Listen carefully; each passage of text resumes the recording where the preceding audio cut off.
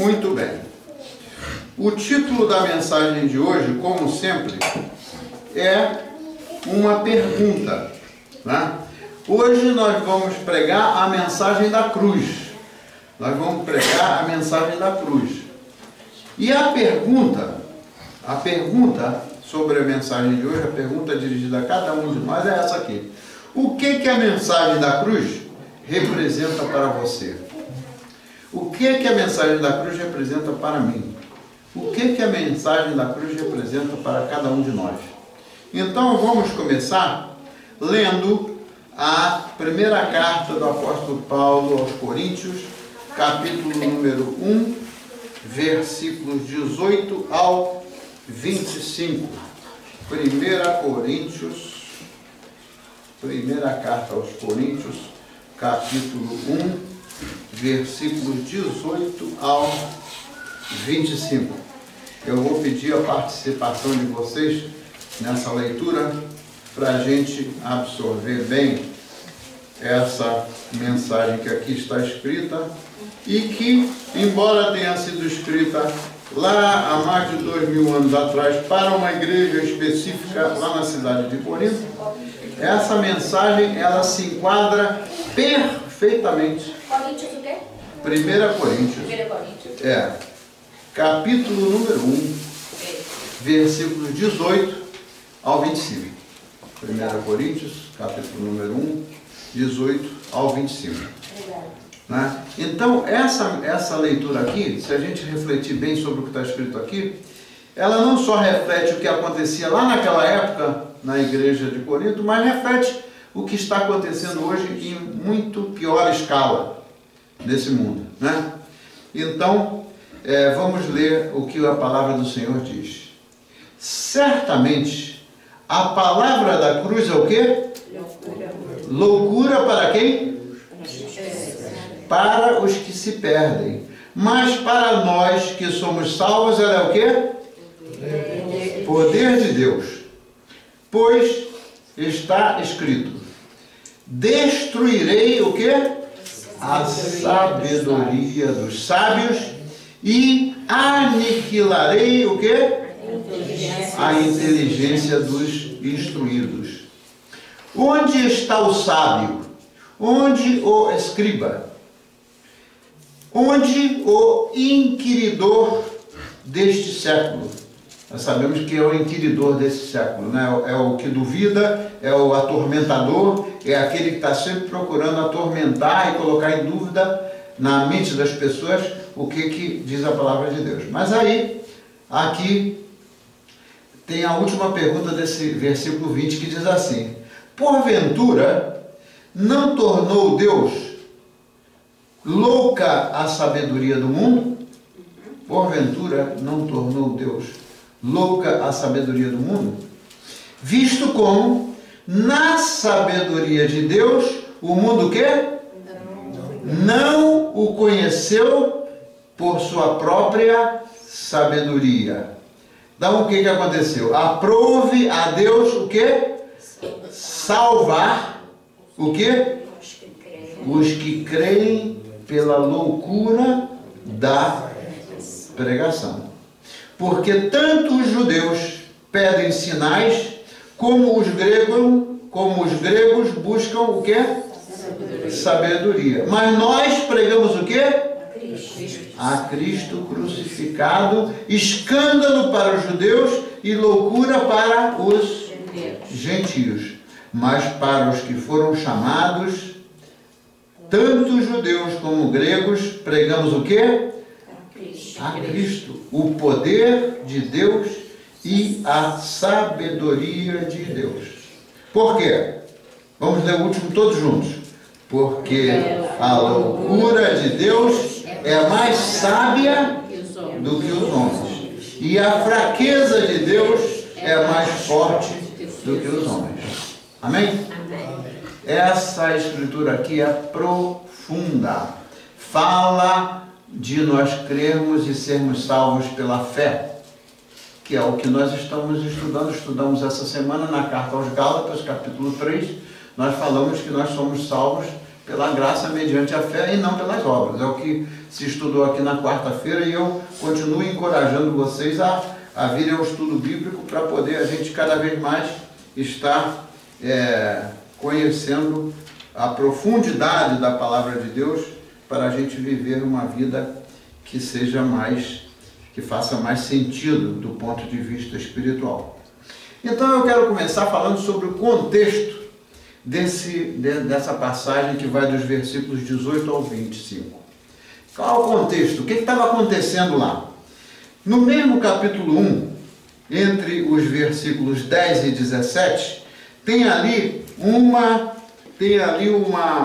exortação muito importante que o apóstolo Paulo faz, quando ele fala sobre a unidade da igreja, né?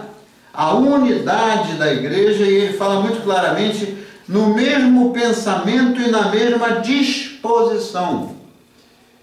A igreja lá da cidade de Corinto era uma igreja dividida. Era uma igreja em que uns seguiam o apóstolo Paulo, os outros seguiam Apolo. Então era uma igreja totalmente dividida, em que eles seguiam a Paulo e seguiam a Apolo, mas então eles não estavam no mesmo espírito, eles não estavam no mesmo sentido, eles não estavam no mesmo pensamento. Aí alguém pode questionar o seguinte: peraí, mas nós somos cada um diferente do outro. Não importa sermos diferentes cada um do outro. O que importa é a gente não seguir o que eu acho, o que o outro acha, porque cada pessoa acha uma coisa, e se cada pessoa acha uma coisa, não pode haver unidade.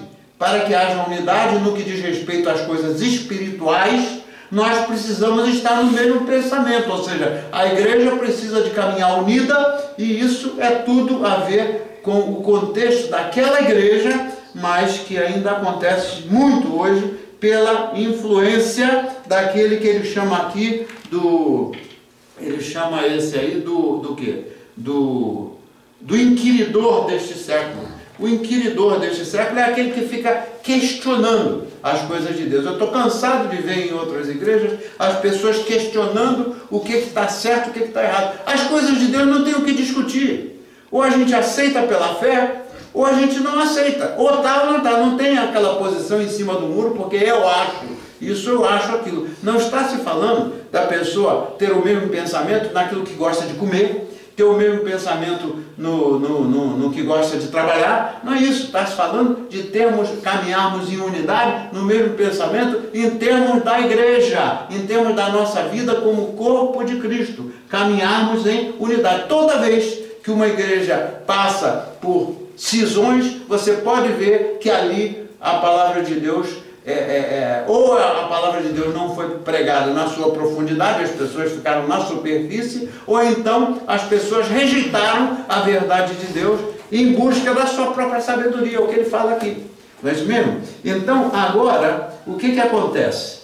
O que está escrito aí entre os versículos 18 e 25? Essa aí é a mensagem da cruz. A mensagem da cruz. Se você caminhar por aí, se você for observar, inclusive houve uma estatística, e eu hoje não vou ficar muito preocupado com a hora não, porque vocês se livraram de mim por um bom período quando eu estava de férias, mas hoje eu quero que a gente tome esse tempo aqui para curtir bastante a palavra de Deus. Então veja só, se a gente andar por aí, a gente vai ver igrejas que pregam aquelas filosofias da autossuficiência, da autoajuda. Se você for ver, tem livros e livros e livros de autoajuda. Como é que eu posso me fazer melhor? Como é que eu posso me transformar numa pessoa melhor do que eu sou? E aí vai naquele negócio, um acha esse, o outro acha aquilo, e assim a coisa vai saindo tiroteio para todo lado. Um atira para um lado, outro atira para o outro. Então, o que eu quero remarcar aqui, o que eu quero recalcar aqui, enfatizar aqui é o seguinte: a nossa igreja é uma igreja pequena, Existem muitas igrejas grandes. Tem uma igreja, por exemplo, lá no Texas, que eles se reúnem no estádio de futebol. São milhares e milhares de pessoas, mas resta saber se aquela ou outras igrejas, elas estão pregando a mensagem da cruz, ou se elas estão falando aquilo que nos alegra ouvir. A gente gosta de ouvir aquilo que satisfaz a nossa opinião pessoal. Ah, eu acho isso, eu acho... Então eu vou naquela igreja porque o que eles falam eu concordo. Não é o que eles falam eu concordo, é o que o Senhor fala é que a gente tem que concordar. Porque se a gente não concordar, é simples, a gente está fora, não tem meio termo, não é isso mesmo? Então é a mensagem da cruz. Muito bem. E qual era o problema existente naquela época que eu estou afirmando que hoje se agravou muito mais? Aliás, foi até muito bom eu sair e ver o que se passa lá no Brasil, porque aí a gente tem a possibilidade de fazer uma comparação do que está acontecendo aí, né? E o que a gente pode ver. Então, o que estava acontecendo lá naquela época, quando o apóstolo Paulo escreveu aquela igreja de Corinto, né? O problema existente lá, está claro o que ele escreveu aqui, que o mundo não reconheceu a Deus na sua própria sabedoria. Eles não tiveram condições, espiritualmente falando, de reconhecer a Deus na sua própria sabedoria. Sabedoria, eles poderiam até ter muito conhecimento, como tinham os gregos. Os gregos não são aqueles que falam das filosofias? Os gregos não são aqueles que criam as filosofias? Muito bem, então eles não foram, o mundo não foi capaz de reconhecer a Deus por eles mesmos, não é? Isso aconteceu desde o dia lá em que Jesus foi crucificado.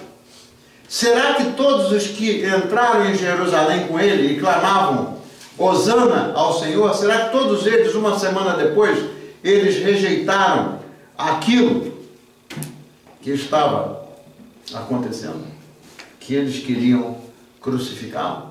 Muitos dos que estavam lá e seguiram ele na entrada em Jerusalém, no dia da crucificação, muitos deles certamente não falaram isso, mas outros muitos disseram, crucifica-o. Não foi o que eles fizeram? Então, isso é uma coisa muito séria, porque a palavra de Deus diz que o nosso sim deve ser sim, e o nosso não deve ser não. Se a gente diz sim e faz alguma coisa, ou se omite naquilo que a gente não deveria se omitir, isso é pecado por omissão. A gente não peca só por fazer alguma coisa. Quando a gente se omite, a gente também está pecando. Então, veja, o que aconteceu lá, no dia da crucificação, o que aconteceu na época da igreja de Corinto, hoje a situação está muito pior, porque milhões e milhões de pessoas não reconhecem a Deus, eles viraram as costas para Deus, né? Seguindo as suas próprias ideias. Então, qual foi a solução que Deus deu para o problema da humanidade? Deus os abandonou? Deus nos abandonou? O que vocês acham? Deus não nos abandonou. Se ele fosse um outro Deus diferente do amor, do Deus que é amor, que nós conhecemos, ele teria simplesmente desistido. Deixa esse povo para lá que eles vão se resolver. Mas o que era, Deus, qual foi a solução? Ele está escrito aqui, o apóstolo Paulo foi muito claro, ele disse, aprove a Deus salvar quem? Os que creem na loucura da pregação do Evangelho. Para os sábios do mundo, a pregação do Evangelho é loucura. Para os sábios do mundo, a pregação do Evangelho é loucura. Mas por quê? Porque também a palavra de Deus diz que as coisas espirituais só podem ser discernidas por meio de quê? Por meio do Espírito. Não tem como alguém que está afastado de Deus discernir as coisas espirituais, porque somente por meio do Espírito Santo de Deus é que a gente pode discernir o Evangelho, discernir qual é o plano de Deus. Então isso é uma coisa muito grave. Mas Deus, pelo seu amor, ele resolveu salvar aqueles que creem na loucura da pregação do Evangelho. O que diz aqui o versículo 18? É muito claro. Certamente a palavra da cruz é loucura para os que se perdem, mas para nós que somos salvos, ela é o quê? A palavra de Deus é o poder de Deus. A palavra de Deus é o poder de Deus manifestado não só na natureza, mas manifestado na nossa vida e manifestado na vida da igreja. Então, como é que a salvação veio a nós? Deus tomou a iniciativa de nos salvar, né? Aqueles que creem. Muito bem. E como é que a salvação de Deus veio a nós? Número 1, ela veio pela graça de Deus. Isso aí a gente constata quando a gente lê os evangelhos, quando a gente lê as cartas, né? Veio pela graça de Deus. Jesus Cristo cumpriu a justiça de Deus em nosso lugar. Nós é que deveríamos estar crucificados lá, porque a palavra de Deus diz o seguinte, que o preço, o salário do pecado é o quê? A morte. O salário do pecado é a morte. Se o salário do pecado é a morte, a justiça de Deus para ser cumprida, né? A gente devia estar lá, mas ele nos ama tanto que ele enviou o Filho dele para pagar o nosso pecado. Quantas são as pessoas, se a gente for sondar e conversar, quantas são as pessoas que creem nisso? Quantas são as pessoas hoje que são gratas a Jesus Cristo pelo que ele fez, né? Então, essa foi a solução, foi naqueles que creem no Evangelho, na pregação. Então, a salvação veio pela graça, por meio da fé, né? E aquele que foi crucificado, ele carregou sobre os seus ombros o nosso pecado. Se nós reconhecemos que somos pecadores, se nós reconhecemos a que ele veio, e se nós reconhecemos quanto é importante para nós aquilo que ele fez, de nos perdoar, se nós nos rendemos a ele e nos entendemos que nós somos pecadores. Então, voltando lá um pouquinho no que a gente falou na quarta-feira sobre a salvação pela fé, né? Está muito claro que a palavra de Deus não tem nada que se contradiz. Se você pegar, desde o Antigo Testamento, se você pegar as cartas de Paulo, a carta aos Coríntios, a carta aos Gálatas, na verdade, a gente já estudou a carta aos Romanos, pouca gente veio aqui ao estudo da carta ao Romano, desafortunadamente, né? Agora nós estamos estudando a carta aos Gálatas, uma coisa sempre tem a ver com a outra. E o próximo estudo vai ser nas duas cartas aos Coríntios, porque tudo faz parte do mesmo pacote da graça de Deus. Para a gente entender, a gente precisa de conhecer a graça de Deus. Então, tudo que se faz aqui não tem nada desarticulado. Se você for prestar atenção na série de mensagens, uma mensagem sempre que tem a ver com a outra, os estudos bíblicos sempre uns têm a ver com os outros e com a mensagem. Então, está lá, quando a gente falou aqui na quarta-feira, nós não fomos salvos por obras. E essa era a grande discussão, era o grande conflito que tinha lá. Uns achavam que eram salvos pelas obras da lei, aquilo que a lei mandava fazer, e outros achavam que a gente era salvo pela graça de Deus. E está escrito também, tudo que se fala aqui está escrito também que todos pecaram. Não diz que 99% pecou.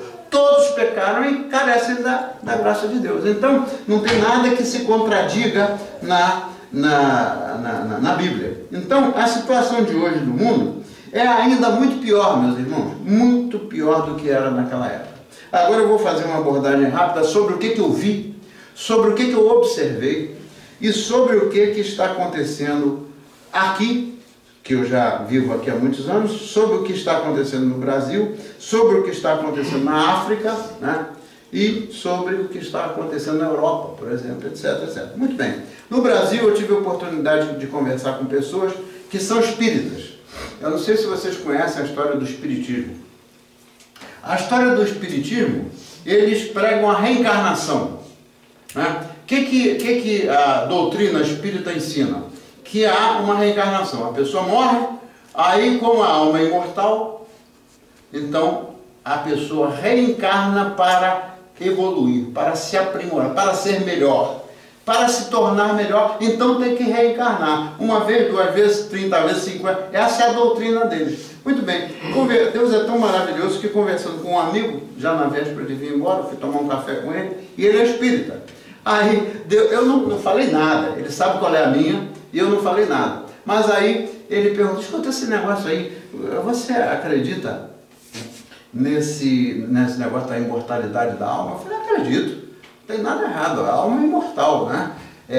Quando a gente nasce, Deus sopra o sopro divino sobre nós, o sopro do Espírito, e aí a gente se torna uma alma vivente. Mas aí eu aproveitei que ele perguntou, e eu falei para ele, eu só só não concordo com esse negócio de reencarnação. Sabe por quê? Se o propósito, ele ficou olhando para minha cara, mas é uma coisa impressionante como é que Deus faz a orquestração da coisa. Ele ficou, meu amigo de colégio, nós somos amigos há 300 anos. Aí eu falei, eu só não concordo com esse negócio da reencarnação, porque se a doutrina da reencarnação é para as pessoas evoluírem, para melhorarem, voltar aqui para sofrer um pouco mais, para melhorar e tal, e reencarnar. Se essa é a doutrina lá dos espíritas, o que acontece na prática? O mundo, que é o somatório de todas as pessoas, o mundo deveria estar indo melhorando ou piorando? Se as pessoas reencarnassem, não é isso que está escrito na Bíblia, mas se as pessoas reencarnassem para poder melhorar, ao longo desses séculos todos da história da humanidade, o mundo estaria o quê? Melhorando. Mas o mundo está piorando. Então eu falei para ele, alguma coisa está errada nessa matemática aí, porque se você pensa que a reencarnação é alguma coisa que funciona para melhor, isso não é o que está escrito. Em primeiro lugar, diz que nós morremos uma vez, estamos dormindo até o dia da volta do Senhor. Ele ficou olhando para a minha cara e foi uma conversa rápida, mas foi uma conversa muito proveitosa. Eu tenho certeza que Deus deve ter botado um fósforo na cabeça dele para iluminar a coisa. Então, tem os espíritas. Qual a filosofia dos espíritas dentro desse contexto aqui, do que acontecia lá na carta aos Coríntios e o que acontece hoje? Os espíritas, eles defendem as boas obras. Temos que ser caridosos, temos que ajudar as pessoas, né? Esse amigo meu, inclusive, ele vai lá num lugar para ler para as pessoas que são cegas, enfim, fazer boas obras para conquistar o céu. Não sei nem se eles chamam de salvação, mas o fato é o seguinte: eles são guiados nas boas obras. Eles só falam dos espíritos de luz, imagina, só falam dos espíritos de luz, que as orações deles são o seguinte: olha, que a luz, que o espírito de luz que venha sobre você, que o Deus, como é que eles chamam? O nosso Pai, etc., não falam em um minuto sobre Jesus Cristo. Então, Jesus Cristo é o Deus que se fez homem entre nós para que Deus fosse aquele que nós pudéssemos conhecer, e não um Deus lá que todo mundo ouve falar de Deus, mas que não reconhece Deus em Jesus Cristo. Então, isso aí está uma peste. Sempre foi uma peste no Brasil, mas atualmente, então, o negócio do espiritismo está tremendo. Muito bem. E pior é que tem igrejas que aceitam. Eu não estou dizendo que a gente deve rejeitar uma pessoa espírita e botar ele daqui para fora, porque quem sabe que Deus vai mandar ele aqui para ouvir a palavra de Deus e acender uma luz na mente dele. Não estou dizendo isso, que a gente deve discriminar. Mas tem igrejas que não é só receber a pessoa, concordam com as coisas que eles fazem. Bom, isso é um ramo. O outro ramo que a gente vê lá, e que tem aqui também, né, é a questão dos fundamentalistas. Conversando com outra pessoa também, a conversa dele era o seguinte: pois eu acho que não tem jeito não, pelo seguinte, eu vou morrer e acabou, porque se eu não cumprir, você vê que esse cara já ouviu alguma vez o Velho Testamento, mas só que o diabo bota minhoca na cabeça da pessoa para a pessoa dizer o seguinte: então, como eu tinha que cumprir todos os mandamentos, e se eu não cumprir um mandamento, se eu não cumprir quase todos e não cumprir um, eu vou para o inferno. Veja a conversa dele: eu vou para o inferno. Então, não creio nesse negócio de vida eterna, não. Então eu também tive a oportunidade de ministrar ele, e ele foi numa das igrejas que eu preguei e aceitou a Jesus Cristo lá naquele dia. Muito bem, então o que acontece? Os fundamentalistas, você pode ver que eles se fixam, eles enfatizam a condenação pelo pecado. Eles não pregam a graça de Deus, eles pregam a condenação pelo pecado. Mas existe um remédio. Qual é o remédio? É o perdão de Deus que vem pela graça. Então, fica faltando uma parte que... Por que eles fazem isso? Então vamos ver por que muitas igrejas são fundamentalistas. Porque eles continuam pregando só no Antigo Testamento, evitam de pregar no Novo Testamento, que fala da graça de Deus, e o que acontece? Manipulam as pessoas. Manipulam, metem na cabeça das pessoas que então no inferno, não sei o quê. Falam até mais do diabo do que falam de Deus. Então, esses são os fundamentalistas que eles manipulam as pessoas. Muito bem. Tem também aqueles da teologia da prosperidade, que só pregam a prosperidade material, né? Você vem aqui, olha, quanto mais dízimo você der, mais você vai receber de favor de Deus. Não se compra o favor de Deus. Não se compra o favor de Deus. Toda vez que alguém está... Isso aí é chamado do evangelho fácil. É o seguinte, eu dou, então eu recebo. Então, onde é que está Jesus Cristo nisso? Qual o mérito de Jesus Cristo? O mérito é meu porque eu dou uma montanha de dinheiro para a igreja. Era o que acontecia na Idade Média, tinha as indulgências. A Igreja Católica recebia indulgências dizendo que era para aqueles que estão lá no limbo, sei lá o nome que dava, acho que era o limbo, né?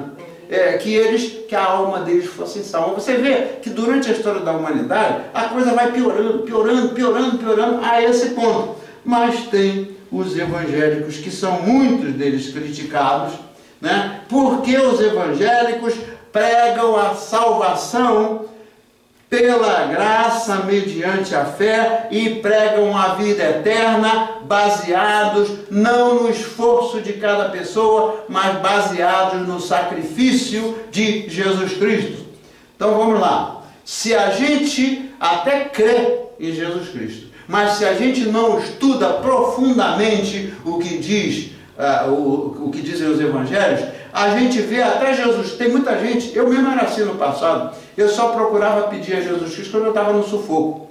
Quando eu estava no... Senhor, faz um favor, Senhor, me ajuda. Eu estou aqui com um problema assim, estou com um problema assado. Ele não é um ajudador, ele é muito mais do que um ajudador. Ele é o nosso Salvador. Para isso é que ele veio. E tem muitas pessoas que não conhecem a mensagem da cruz, porque a cruz é a que concentra a manifestação do poder de Deus no nosso meio. Se não tivesse a cruz, aliás, na quarta-feira aqui, eu perguntei, a pergunta que eu fiz, né? E até as crianças que estão sendo orientadas, até as crianças percebem isso, eu perguntei, né? Escuta, me diz uma coisa, se Jesus Cristo não tivesse vindo, você imagina como é que a gente estaria? Então, até uma criança, né, percebe que se Jesus Cristo não tivesse vindo para o que ele veio, e não para fazer um teatro, ele não veio para fazer um teatro, né? A pessoa que percebe a que ele veio, que ele sofreu, né? Ele pagou um preço alto. O sofrimento na cruz foi algo muito sério. O sofrimento na cruz, eu não creio que a gente pudesse ultrapassar aquilo lá, de ser abusado, de ser espezinhado, de ser machucado, de ser desprezado, né? Alguns até dos seus discípulos, o que eles fizeram? Eles estavam com ele até o final? Não. Alguns, na hora que perguntaram, você é seguidor de Cristo? Não, eu nunca vi, nunca ouvi. Então você vê que o desprezo, essas coisas todas, Jesus sabe muito mais do que qualquer experiência ruim na nossa vida. Qualquer experiência ruim na nossa vida, tenha sido de desprezo, tenha sido o que for, o nosso interlocutor, aquele a quem a gente deve procurar para conversar com ele, é o Senhor, porque ele passou um sacrifício muito pior do que a gente pode imaginar, do que qualquer sofrimento que a gente passa nessa terra. Então veja, a situação do mundo é essa hoje. É o assunto do materialismo, né? É a conquista das coisas materiais. E aí eu quero dizer a vocês o seguinte, que a cruz, a pergunta é essa: o que a cruz representa para mim? O que a cruz representa para cada um de nós aqui? Será que nós estamos realmente entendendo a dimensão da mensagem da cruz? Nós estamos vivendo a época da Quaresma, a preparação para a Páscoa, mas é importante e essencial que a gente entenda o que é a mensagem da cruz. É isso mesmo? Até mesmo na situação prática aconteceu um negócio que é uma grande ilustração para nós. Se lembra lá na cruz, quando Jesus estava lá crucificado? Quantos mais tinham ao lado dele? Um de um lado, que era um ladrão, por isso que estava lá na pena da crucificação, na cruz, e o outro, ladrão também. Aquilo ali era o momento final da vida deles. Qual foi a atitude de um e qual foi a atitude do outro? Um o reconheceu como Salvador. O que o outro fez? Não reconheceu. Aquele que o reconheceu, certamente terá se arrependido de tudo que ele fez errado. E, Senhor, lembra-se de mim lá na eternidade. E o que Jesus respondeu para ele? Hoje mesmo estarás comigo. Você vê que coisa linda. Não importou o que aquele homem fez de errado, o que importou era a decisão dele no momento final da vida dele. Quantas oportunidades a gente tem durante a nossa vida para a gente reconhecer quem é esse Cristo que morreu lá naquela cruz. Então, se a gente falar de qualquer coisa menos pregando a mensagem da cruz, a gente simplesmente não alcançou o plano de Deus, né? Então, o que a cruz representa? É uma pergunta para a gente se fazer durante essa semana, dia após dia, lendo isso aqui, orando. Senhor, o que de fato a cruz representa para mim na minha vida? E aí nós vamos ver o que nós pregamos aqui nessa igreja. O que nós pregamos aqui? Né? Vamos ver o que diz o versículo 24. O versículo 24 diz o seguinte: mas para os que foram chamados, tanto judeus como gregos, pregamos o quê? A Cristo, o poder de Deus e a sabedoria de Deus. Cristo é a sabedoria e o poder de Deus encarnados. Não é isso mesmo? Ele veio, pregou o evangelho do reino e ele manifestou o poder de Deus no meio daquele povo. Quem estava com fome, ele serviu, ele alimentou, mas ele pregou a palavra, ele não só deu alimento. Para os que estavam enfermos, ele fez milagres e curou. Então tem muita gente hoje, dentro desse materialismo, dentro dessa coisa do mundo, tem muita gente hoje que simplesmente não reconhece o que é o importante da vida, não reconhece. E aqui tem uma coisa importante que está escrito, que é o seguinte: para os que foram chamados. Para os que foram chamados. Mas a Bíblia também diz que muitos são chamados e poucos os escolhidos. Deus está discriminando alguém? Não, Ele não está discriminando, porque nós somos escolhidos em Cristo. Ele morreu por todos aqueles que nele creem. O que diz em João 3,16? Deus amou o mundo de tal maneira que fez o quê? Enviou o seu Filho unigênito. Para quê? Para que todo aquele que nele crê não pereça, mas tenha o quê? A vida eterna. Então, nós somos escolhidos em Cristo. Se estamos em Cristo, nós temos a vida eterna, nós temos o perdão dos pecados. Se nós não estamos em Cristo, não podemos alimentar o engano das pessoas de achar que fora de Cristo que eles têm chance de vida eterna. Não é isso mesmo? Então, isso aí é muito importante para a gente assimilar. Então, o que nós pregamos aqui? Como eu falei, nós pregamos o Evangelho de Cristo, nós estudamos a carta aos Romanos, nós estamos estudando agora a carta aos Gálatas, depois nós vamos estudar as cartas aos Coríntios. Nós estamos passando por todos esses estudos bíblicos. Essa é a função da igreja. E nós temos um programa de rádio que aborda o assunto que é de relacionamento humano. A coisa mais difícil que existe é o relacionamento humano. O relacionamento humano, por causa da contaminação do pecado, cria uma opção de conflitos. Então nós estamos com esse programa por intermédio da rádio, que Deus abriu essa possibilidade, sem que a igreja pague nada. Qual é a rádio que dá a oportunidade a uma igreja de pregar o Evangelho sem cobrar nada? Mas o Senhor abriu essa porta. Então o que acontece? A minha pergunta é o seguinte: aquilo ali trata de assuntos práticos da vida, problemas de relacionamento. Agora estamos tratando do assunto de relacionamento no campo conjugal. Então, o que acontece na prática? A minha pergunta é o seguinte: quantos aqui, eu estou sendo muito sério e muito sincero, quantos aqui estão tirando proveito desse programa que a gente prega com base na Bíblia?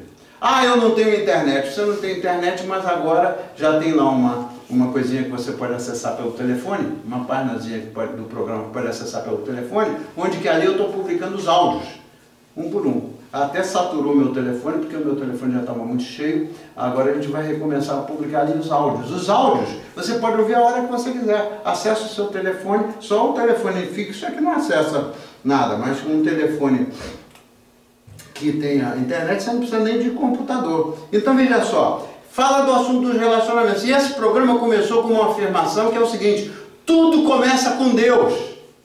Tudo começa com Deus. E a perspectiva do mundo é diferente. Tudo começa com nós mesmos. Eu, porque eu quero isso, porque eu quero aquilo, porque eu...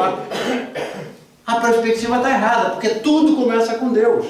Né? E tudo foi feito para o Senhor. A única razão profunda da gente existir é quando a gente vive, a gente existe e vive para o Senhor. Né? Então isso aí é como começou essa ministração. E eu vou dizer a vocês uma coisa. É uma igreja pequena? É uma igreja pequena. Sabe onde é que está indo esse acesso ao programa?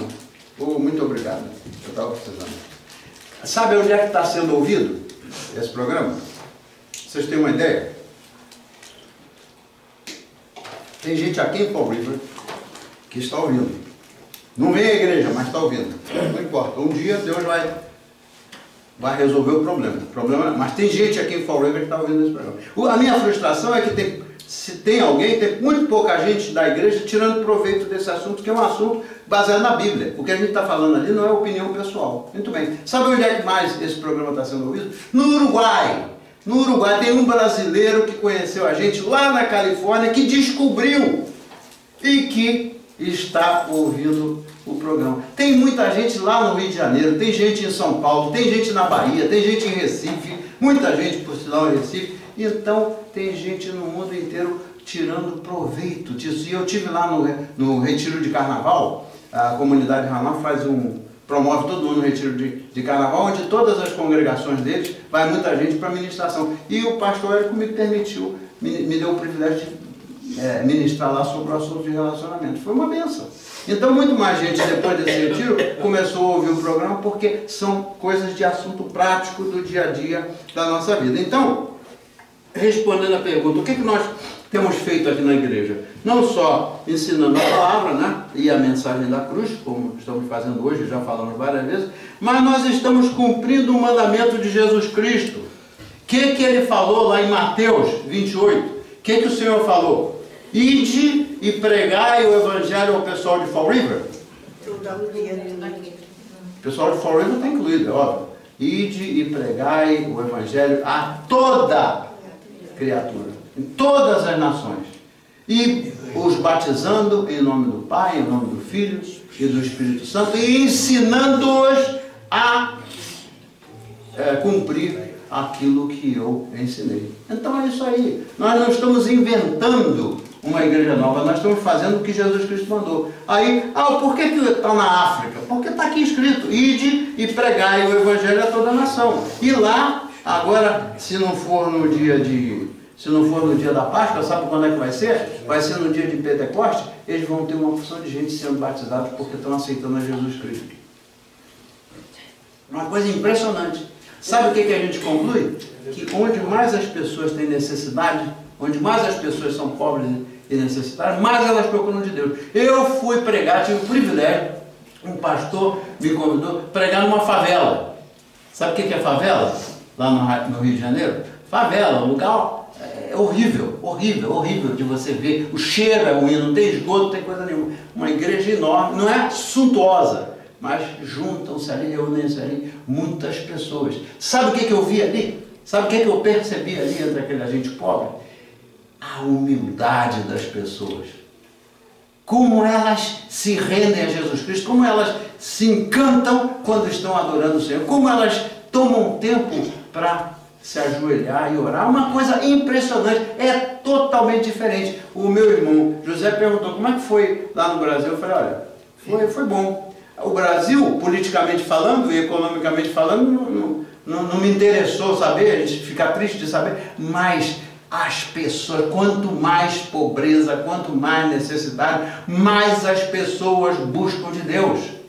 Então, isso é o que acontecia quando Jesus Cristo deixou esses mandamentos e quando o apóstolo Paulo ensinou que a gente deve pregar e a gente deve se dedicar à oração, a gente deve se dedicar à reflexão. Então tem uma diferença muito grande entre o Brasil, a África e aqui a Nova Inglaterra. Não posso nem generalizar nos Estados Unidos como um todo, porque o que eles chamam do cordão da Bíblia, que vai do centro do país até lá ao sul, onde tem a maioria dos negros, né, dos afro-americanos, eles ainda conservam a tradição cristã. E eu falei lá no Brasil, falei na rádio, falei toda a chance que eu tive que falar, eu falei o seguinte: é uma pena que os Estados Unidos é uma nação que foi fundada sob a bandeira de Deus, e hoje não se pode nem pregar o Evangelho com liberdade nas ruas. Não é isso mesmo? É uma tristeza, mas Deus não está dormindo.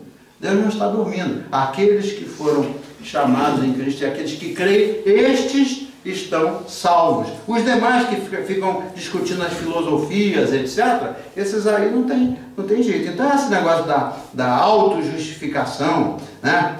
Creia nos sinais dos tempos. Negócio dos sinais dos tempos. Teve um lá que me falou: escuta, o senhor já ouviu falar do negócio das profecias do Nostradamus? Profecias do Nostradamus. Quem foi Nostradamus? Foi um filósofo lá qualquer que começou a falar um monte de coisa, profecia. E Jesus Cristo disse o que ia acontecer no final dos tempos. Ele revelou, está tudo escrito. Essas coisas que estão acontecendo, estão todas elas escritas, mas Jesus Cristo falou uma coisa que é o ponto final de toda a conversa. Ele disse que tudo aquilo, né, era como as dores de parto. As mulheres sabem, a dor de parto toma um tempo, né? Até que a criança nasça. Não é isso mesmo? Aquilo é como se fossem dores de parto, porque ainda não será o fim.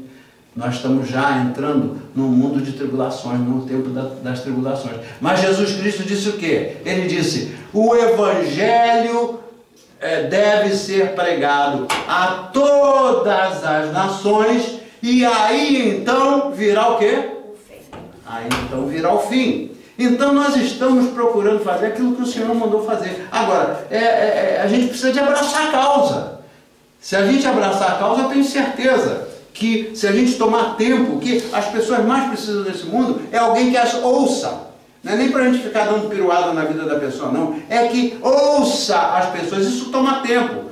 Eu não tenho tempo, porque eu tenho que trabalhar. Então o que acontece? A gente não está fazendo o papel que Jesus Cristo quer que a gente faça. Então, para chegar ao final, a pergunta final é essa: será que nós reconhecemos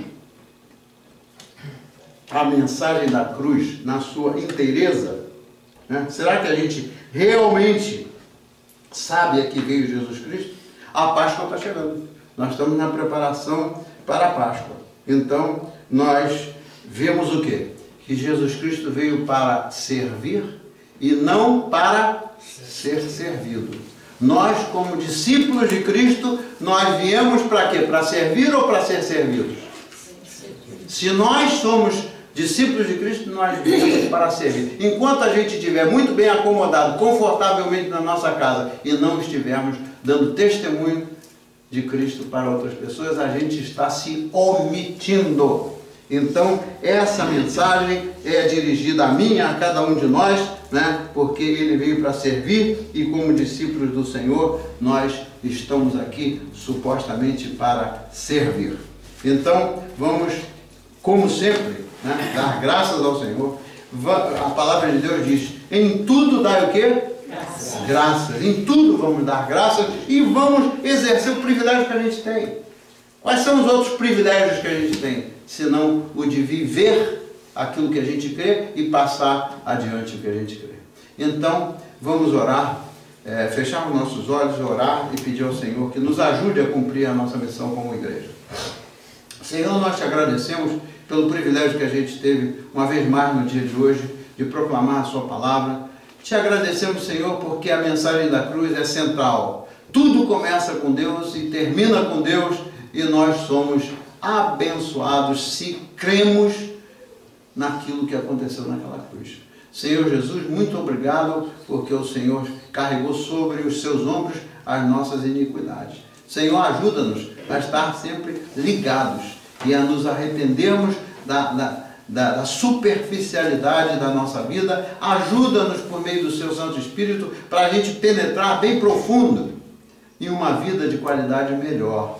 Ajuda-nos, Senhor, e nós te damos graças por tudo o que o Senhor está fazendo. Te damos graças pela sua igreja aqui, te damos graças por cada uma das famílias e te pedimos que o Senhor nos ajude a cumprir o nosso papel.